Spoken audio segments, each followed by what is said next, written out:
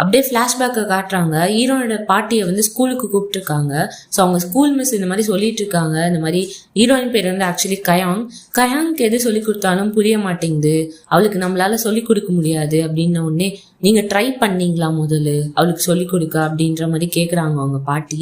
அந்த தவளைய வந்து டிஸ்ட்ரக்ஷன் பண்ணாலே அது வந்து என்ன தப்பா பண்ணிட்டாளா அப்படின்னு கேட்ட உடனே, இல்ல அதெல்லாம் பெர்ஃபெக்டா தான் பண்ணியிருக்கா, ஆனா வந்து அந்த கிளாஸ் முடிஞ்சு 2 மாசம் ஆகுது, திரும்பியும் வந்து அந்த தவளையை எப்போ வெட்டி பார்ப்போம், தவளைய வெட்டணும் அப்படின்னு சொல்லிட்டு கேட்டுக்கிட்டே இருக்கா, டெய்லியும் கேட்குறா அப்படின்னோடனே ஹீரோயினோட பாட்டியோட மூஞ்சே அப்படியே மாறுது.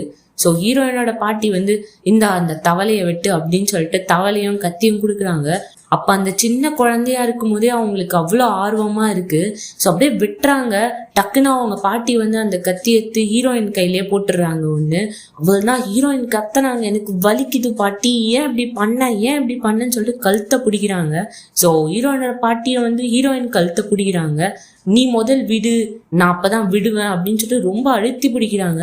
என்னை விடு பாட்டி, என்னை விடு அப்படின்னு சொன்ன உடனே, நீ முதல் விட்டாதான் நான் விடுவேன் அப்படின்னு சொன்ன உடனே அவங்கள விட்டுடுறாங்க.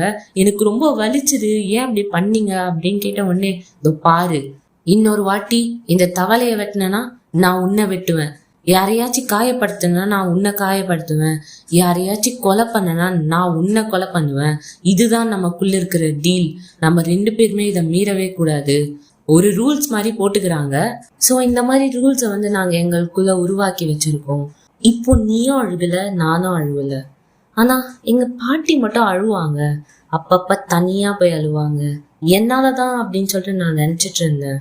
ஆனா இதுக்கப்புறம் பாட்டி உன்னால அழுதாங்கன்னு தெரிஞ்சதுன்னா என் கை உன் கழுத்துல இருக்கும், அப்படியே இருக்குவேன், நீ மூச்சு விட முடியாத வரைக்கும், மூஞ்சில எந்த ரியாக்ஷனும் வராத வரைக்கும்.